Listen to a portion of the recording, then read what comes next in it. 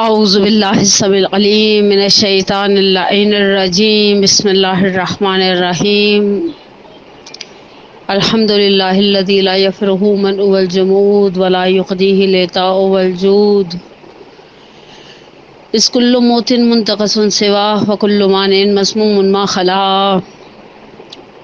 وهو المنان بفوائد النعم وأوائد المزید والقسم ما اختلف علیہ دہر فیختلف منہ الحال فلا کان فی مکان فیجوز علیہ الانتقال ثم الصلاة والسلام علی النبی الأمی الواقف بجميع السیاسات والحکم والعارف بما فی لوح والقلم سیدنا الممجد وبشیرنا المسدد ونذیرنا المؤید المصطفى الأمجد المحمود الأحمد بالقاسم محمد اللهم صل على محمد وعلى محمد والصلاة والسلام على أهل بيته الطيبين الطاهرين المعصومين لا سيما على الإمام المنتظر والحجة الثاني عشر والعدل المشتهر واللعنة الدائمة على أعدائهم أجمعين من الآن إلى قيام يوم الدين أما بعد فقد قال اللہ تبارک و تعالی فی احسن کتابہ وهو اصدق القائلین بسم اللہ الرحمن الرحیم یا ایتها النفس المطمئنہ ارجعی الی ربک راضیۃ مرضیہ وادخلی فی عبادی وادخلی جنتی۔ حسین بقائے دین کے عنوان سے جس سلسلہ گفتگو کو ہم نے شروع کیا تھا وہ الحمدللہ آگے بڑھتا ہوا آج اپنی 8ویں مرحلے میں داخل ہو رہا ہے۔ محرم الحرام کی 8 کو ایک خاص نسبت ہے ہمارے ایام ازاں میں۔ نوعاً برصغیر پاک و ہند میں 8 محرم کو تذکرہ علمدار کربلا، تذکرہ ساقی اتاشا، تذکرہ ابو الفضل العباس کیا جاتا ہے۔ وہ ذات کہ جس ذات اور جس شخصیت کو سمجھنے کے لیے ہمارا شعور، ہماری فہم و فراست کہاں اور ذات بابرکت ابو الفضل العباس کہاں۔ ہم تو ان کی ذات کے معرفت کے کچھ گھونٹ لینے کے لیے محتاج ہیں ان زیارت ناموں کے، ان جملوں کے جو یا تو چوتھے امام سجاد علیہ السلام کی زبان بابرکت سے نکلے، یا وہ جملے جو امام صادق علیہ السلام نے کہے، اور کس طرح سے امام صادق علیہ السلام کے جملے بتاتے ہیں کہ امام مقام شامخ ابو الفضل عباس کیا تھا اور کن امتحانات سے گزرا، کس طرح سے تاریخ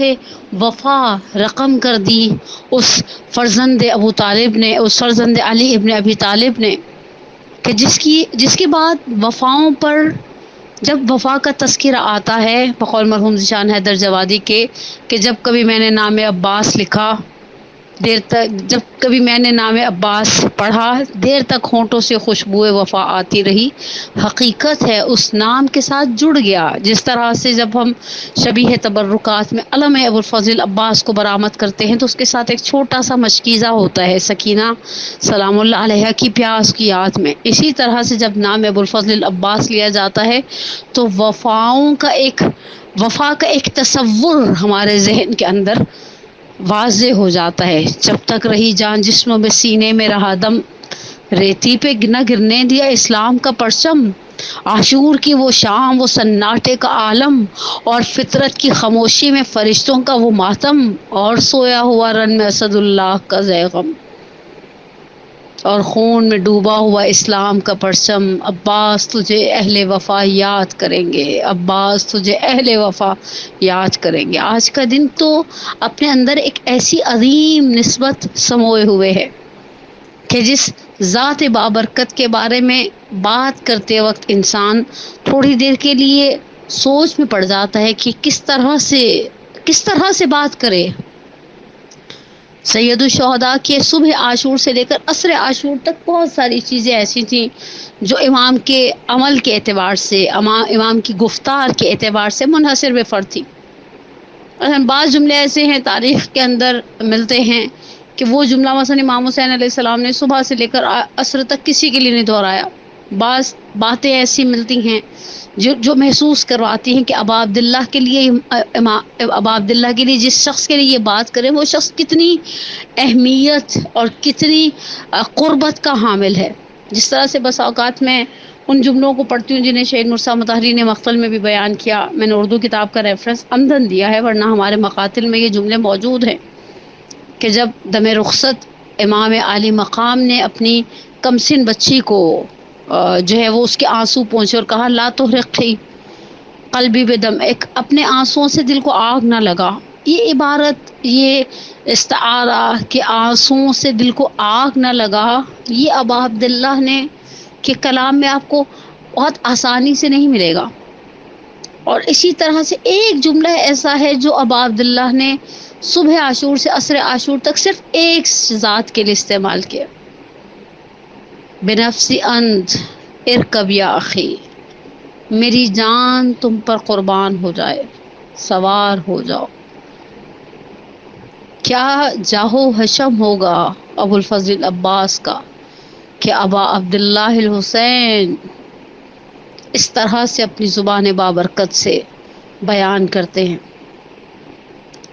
مقاتل کی اور تاریخوں کی روایات کے مطابق 26 ہجری ولادت ہے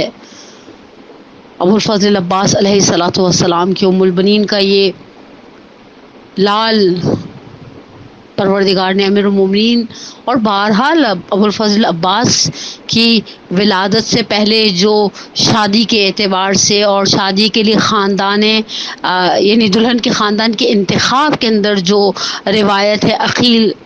کے اور امیر المومنین کے درمیان بین جو مکالمہ ہے، وہ خود بتاتا ہے کہ کس قدر امیر المومنین حساس تھے اس فرزند کی ولادت کے لیے اور پیدائش کے لیے۔ اور اس کے بعد جب 26 ہجری کے اندر ولادت ہوئی ہے، بعض روایات کی روح سے تقریباً 20 سال کا سن و سال تھا ابو الفضل عباس کا جب ان کا اخت امام حسن مجتبیٰ علیہ الصلوۃ والسلام نے لبابہ بنت عبید اللہ ابن عباس کے ساتھ پڑھایا، اور خدائے عز و جل نے اس ازدواج کے نتیجے میں مشہور روایات کو اب میں لے رہی ہوں، میں روایات کے اختلاف کے میدان میں دو وجوہات کی بنا پر داخل نہیں ہونا چاہتی۔ ایک تو یہ کہ میری علمی بساط اتنی نہیں ہے، جو کچھ روایات کا اختلاف نظر سے گزرتا بھی ہے تو بعض اوقات یہ سوچ کر کہ بات پھر بہت زیادہ کمپلیکیٹڈ ہو جاتی ہے، اور دوسرے بہرحال میرے پاس دامن وقت میں ایک لمیٹڈ گنجائش ہے، اور میں چاہتی ہوں کہ اپنے اسی مدت کو مکمل کرتے ہوئے اپنے ایک پیغام کو پہنچاؤں۔ روایات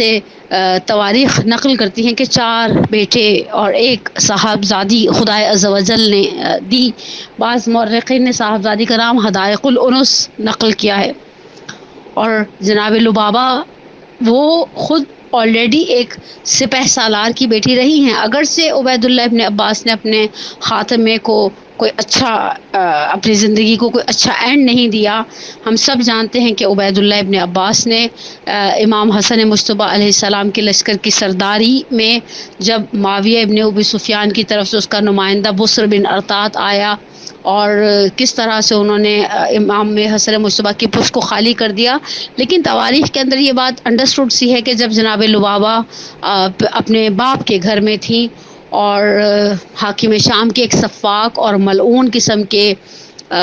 سپاہی نے بلکہ کمانڈر نے بصر بن ارطاط، جس کا نام تاریخوں میں نقل کیا گیا ہے، ان کی والدہ کی گود میں ان کے 2 کمسن بھائیوں کو ذبح کر دیا تھا، جس کے بعد سے ان کی والدہ بہرحال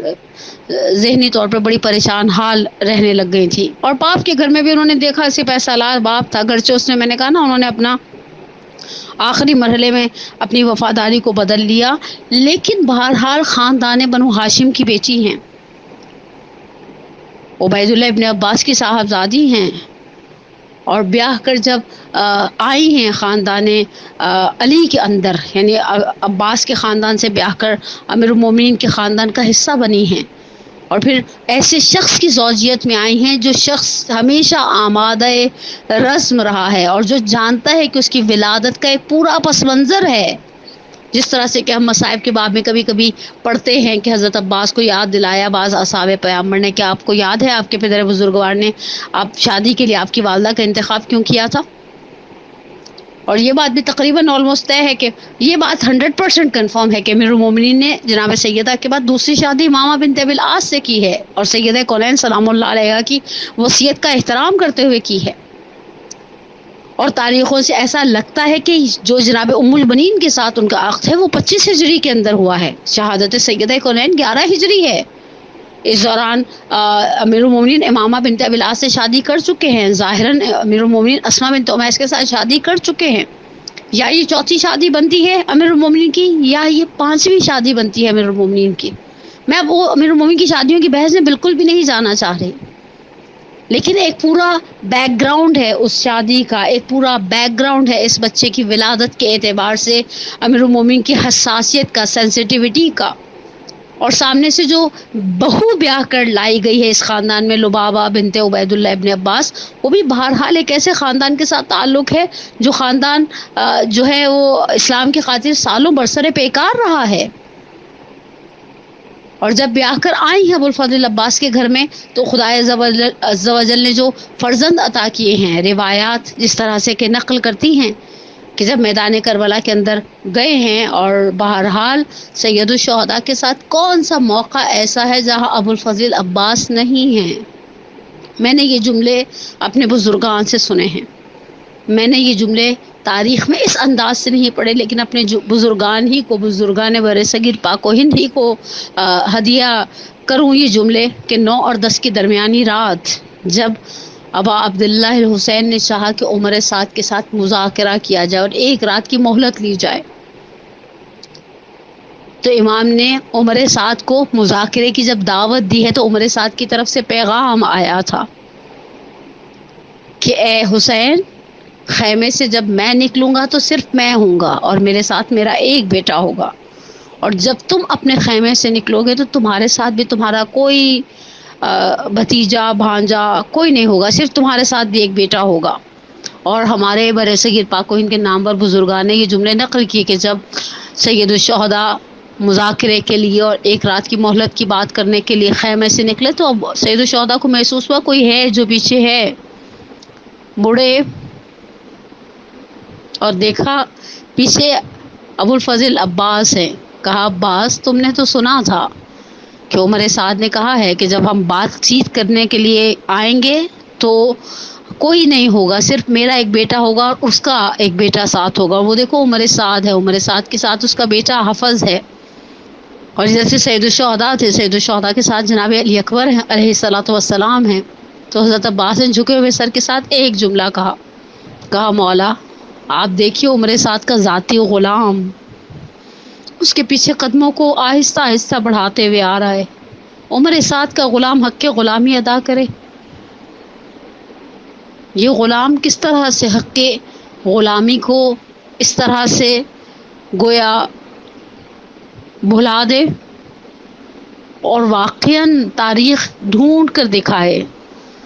اس ذات بابرکت کی مثال جس کے لیے چوتھے امام نے کہا میرے چچا عباس کو شہدائے محشر میں وہ مقام حاصل ہوگا کہ شہدائے محشر رشک کریں گے مقام ابوالفضل عباس پر.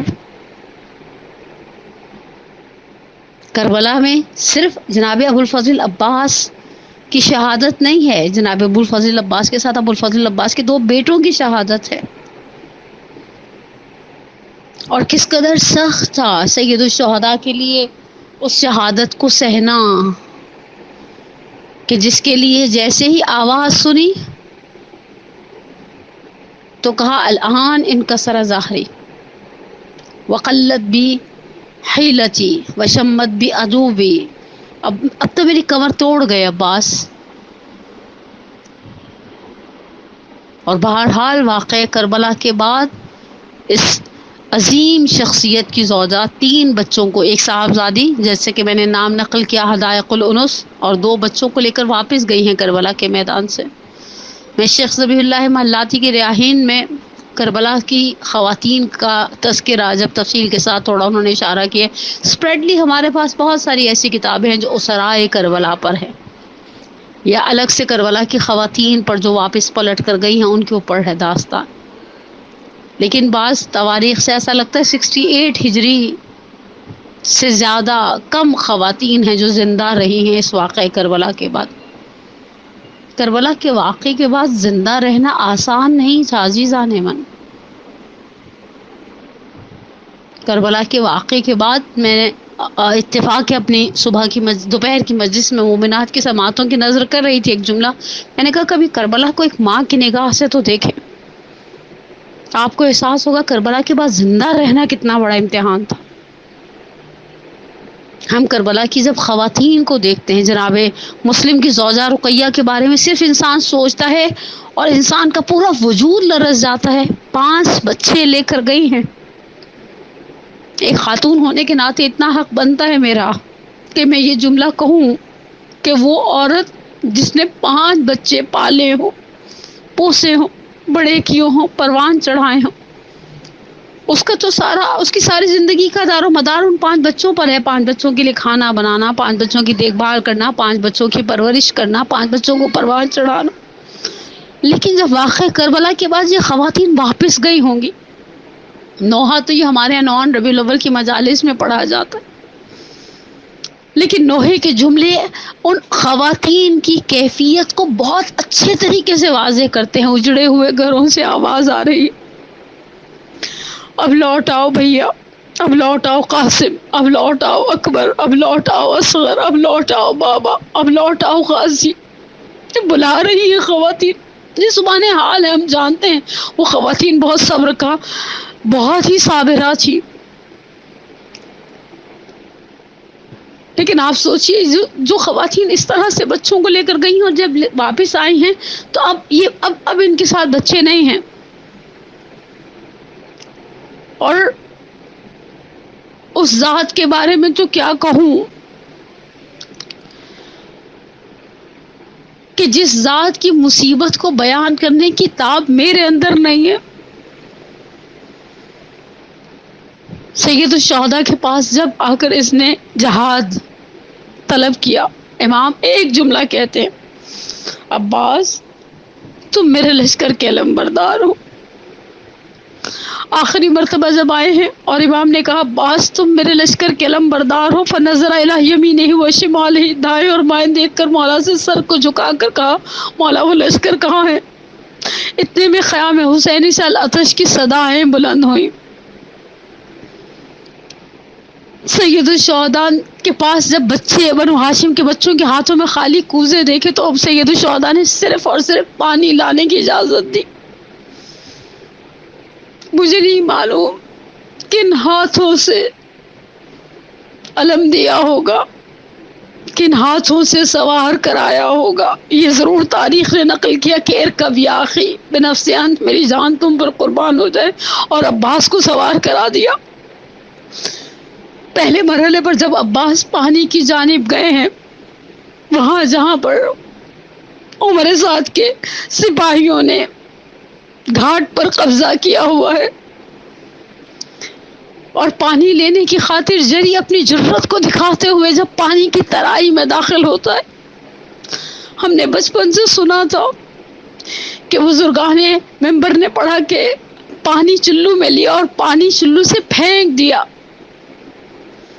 یہ مرحوم شان حیدر جوادی علی اللہ مقاموں نے ایک مقام پر اپنا نظریہ بیان کیا ہے. کہا کہ بہت سارے لوگ بہت ساری وجوہات لے کر آتے ہیں. بعض لوگ کہتے ہیں حسین کی پیاس یاد آ گئی. یہ کیسی بات ہے؟ یاد وہ بات آتی ہے جو انسان بھلا دے. کہا ان کا ایک ذاتی نظریہ یہ کہ نجف کا رخ کیا اور آواز دی ہوگی شب 21 رمضان. بابا آپ نے کہا تھا اذا کان یوم عاشور واخوک الحسین عطشا ان لا تشرب الماء، اے میرے لال عاشور کا دن آئے گا، تمہارا بھائی پیاسا ہوگا، تم ترائی میں داخل ہو جاؤ گے، پانی نہیں پینا. اور اس سے ایک قدم آگے کا مرحلہ بیان کرتے ہیں آغا جوادی. فرماتے ہیں علقمہ دیکھ اسے کہتے ہیں وفاؤں کا اثر. گھوڑا پیاسا ہی نکل آیا علمدار کے ساتھ. اب مشق سکینہ لے کر واپس پلٹ رہے ہیں اور ان ملعونوں نے کہا مل کر حملہ کریں گے یہاں بنو ہاشم کے اس شیر کو، اس قمر بنی ہاشم کو مشکیزہ پانے خیموں میں نہیں لے کر جانے دیں گے. جب فوجوں نے مل کر حملہ کیا پہلا مرحلہ ہوا حملے کا، دانا بازو قلم ہوا، آواز دی جری نے واللہ انقطع تم یونی۔ دوسرا حملہ ہوا، بہنا بازو قلم ہوا، مشق کے تسمے کو دانتوں سے تھام لیا۔ تیسری مرتبہ کسی لعین نے گھڑ سر پر لگایا اور عباس زمین پر گھوڑے کی سین سے زمین پر گرے۔ میرا سلام ہو اس وقت پر جب جناب ام البنین کی اس مرثیے کو بیان کیا جاتا ہے کہ جب قبرستان بقیع میں 4 قبریں بناتی تھی، عباس، عبداللہ، عثمان اور جعفر کے نام لکھا کرتی تھی، اور جب کوئی عورت کہہ دیتی تھی ام البنین بس کر دو اب گھر چلی جاؤ، تو کہتی تھی ام البنین کہہ کے پکارے نہ اب کوئی۔ آتے ہیں یاد مجھ کو وہ شیران حیدری، جب تک کہ میرے لال میں ام البنین تھی، اجڑی ایسی گود کہ اب کچھ نہیں رہی۔ دیکھا ہے جس نے حملہ عباس نامور تھے اس کے ساتھ اور بھی کرار کے بزر، سنتی ہوں ہاتھ کٹنے پہ زخمی ہوا تھا سر، یا رب گرا تھا کیسے میرا لال خاک پر۔ بس مجھے کوئی اتنا بتا دے میرا عباس گھوڑے سے زمین پر کس طرح سے گرا تھا، ہوتی جو تیغ پاس نہ آتا کوئی نظر، کیسا کرب ہے اس ماں کی بے قرار ممتا میں کہ بس مجھے کوئی بتا دے کیا واقعاً تھا دست بریدہ میرا پسر، کیا واقعاً عباس کے دونوں ہاتھ کٹ گئے تھے؟ کیسا سخت امتحان ہے۔ اور ادھر جب مشق سکینہ چھری، پھر سے یاد کرو مرحوم شان درجوادی کو، وہ کہتے ہیں آپ نے کربلا میں دیکھا ہے ایک مقام کف ایمن کا ہے، ایک مقام کف ایسر کا ہے، ایک جگہ دانا بازو قلم ہوا یہ خیموں کے قریب ہے، ایک مقام وہ ہے جہاں باہنا بازو قلم ہوا وہ خیموں کے قریب ہے، لیکن جہاں پر عباس گھوڑے سے گرے وہ خیموں کے قریب نہیں ہے۔ کہا جب عباس نے دیکھا مشق سکینہ سد گئی، گھوڑے کا رخ موڑ دیا، اپنے آپ کو مقبل کی جانب لے جانا شروع کیا، اور ایک مقام پر جب پشت فرس سے زمین کربلا پر گرے تو کہا صلی اللہ علیہ یا ابا عبداللہ علیہ منی سلام، آخر مولا آپ پر میرا غلام کا آخری سلام ہو۔ حسین بالین پر پہنچنے سے پہلے حسین نے بندے کمر کو تھاما اور آواز دی الان انکسر ظہری، اور حسین بھائی کی تلاش میں گئے۔ مجھے نہیں معلوم پہلے مرحلے پر سید الشہداء اترے ذوالجناح سے، کسی چیز کو ابا کے دامن میں لیا، یہ عباس کا دانا بازو ہے، پھر کچھ قدم آگے بڑھے، پھر ایک چیز کو زمین سے اٹھا کر دامن ابا میں لیا، یہ عباس کا دوسرا بازو ہے، اور جب پہنچے دیکھا سامنے کڑی جوان بھائی زمین کربلا پر شانوں کو کٹائے لیٹا ہے، سر کو زانوں پر رکھا، عباس نے سر کو کھینچ لیا۔ اب عبداللہ نے کہا عباس کیا گوارا نہیں بھائی کے سر زانوں پر سر رہے؟ کہا مولا اس بات کا خیال ہے، پاس ادب یہ ہے غلام کا سر تو آپ کے زانوں پر ہے، آپ کا سر کس کے زانوں پر ہوگا؟ صرف ایک جملہ کہا مولا دست بریدہ ہو گیا ہوں، ایک آخری خواہش پوری کر دے، میرا دل چاہتا ہے میں مولا سے کہوں کس حسرت سے بھائی کی آخری خواہش سنی ہوگی۔ امام علی مقام نے کہا کہو عباس کیا چاہتے ہو؟ کہا جس دن دنیا میں آیا تھا آنکھ کھولی تھی پہلی نگاہ آپ کے چہرے انور پر گئی تھی، اب دنیا سے جا رہا ہوں آنکھیں بند ہو رہی ہیں، دل چاہتا ہے آخری زیارت آپ کے چہرے کی کر لوں، ایک آنکھ میں تیر ہے ایک آنکھ میں خون ہے، مولا غلام کے ہاتھ صاف ہوتے تو غلام زحمت نہ دیتا، صرف ایک آنکھ کا خون صاف کر دے۔ حسین نے آنکھ کا خون صاف کیا، ارباب ممبر کہتے سید الشہداء نے بھی کہا ایک خواہش میری بھی پوری کرو۔ غلام نے سر کو جھکا کر کہا مولا آپ حکم کرے، کہا ساری زندگی آقا کہا، ایک مرتبہ بھائی کہہ کے آواز کر دو، آواز تو دو، اخی کہا اور گردن ڈھلک گئے۔ پروردگارہ تجھے اس باوفا کا واسطہ، اس ساقی العطاشا کا واسطہ، اس سکائے کربلا کا واسطہ، اس ذات کا واسطہ جس کو جب دعا کے لیے ہاتھوں کو اٹھاتے تو ہم کہتے ہیں یا کاشف الکرب عن وجه الحسین اکشف کربی بحق اخیک الحسین علیہ الصلوۃ والسلام، اللهم انی اسألک بحق فاطمہ وابیہا وبعلیہا وبنیہا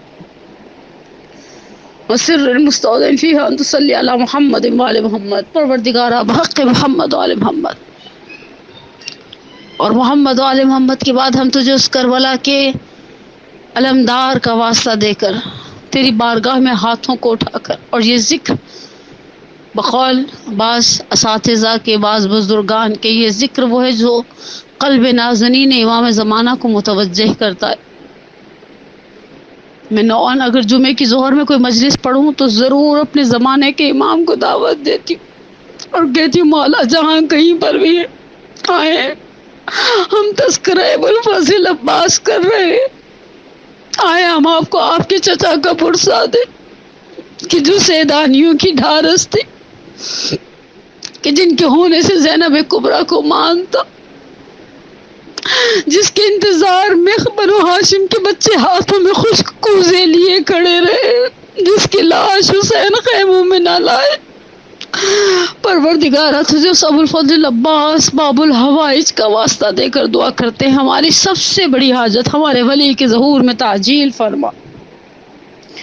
ہمارے گناہ کبیرہ و صغیرہ کو معاف فرما، ہمارے پریشان حالوں کی پریشانی کو دور فرما۔ ہماری ایک بہت ہی قابل احترام دوست ہیں، بہنوں جیسی دوست نے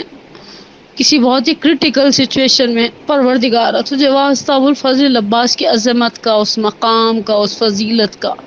جو خاندان پیامبر کی نگاہ میں ان کی تھی۔ چوتھے امام جب حضرت عباس کے فرزند کو دیکھا کرتے تھے فاستعبرا، روایت کہتی ہے بسا اوقات آنسوؤں سے گریا کیا کرتے تھے۔ پروردگارہ اس کاشف الکرب کے صدقے میں اس مومنہ کی جو ہماری مد نظر ہے، اور علی الخصوص اس مومنہ کی اور تمام مومنات کی پریشانیوں کو برطرف فرما، ہمیں ہمارے والدین کے لیے، ہماری اولاد کو ہمارے لیے باقیات الصالحات میں سے قرار دے، ہم سب کا خاتمہ بالایمان فرما۔ پروردگارہ بحق محمد و آل محمد ہمارے تمام مرحومین کے علی الخصوص میں اپنے مرحوم والدین اور مرحومین مد نظر کے لیے دعا گو، ان کی کبیرہ صغیرہ گناہوں کو معاف فرما۔ پروردگارہ اس محرم الحرام کو ہماری زندگی کا آخری محرم الحرام قرار نہ دے۔ پروردگارہ بحق محمد و آل محمد جو کچھ ہم عزاداری کے نام پر تیری بارگاہ میں پیش کرتے ہیں، ہم سے یقیناً بہت ساری کوتاہیاں ہو جاتی ہیں، ان عزاداریوں کو اپنی بارگاہ میں قبول و منظور فرما، اور ابوالفضل عباس کے صدقے میں، ان کے علم کے صدقے میں پروردگارہ ہم تمام عزاداران میں ابا عبداللہ کی دعا گو ہیں، الخصوص جو اسکاؤٹس کے نوجوان ہیں ان کی جان مال ناموس کی حفاظت فرما۔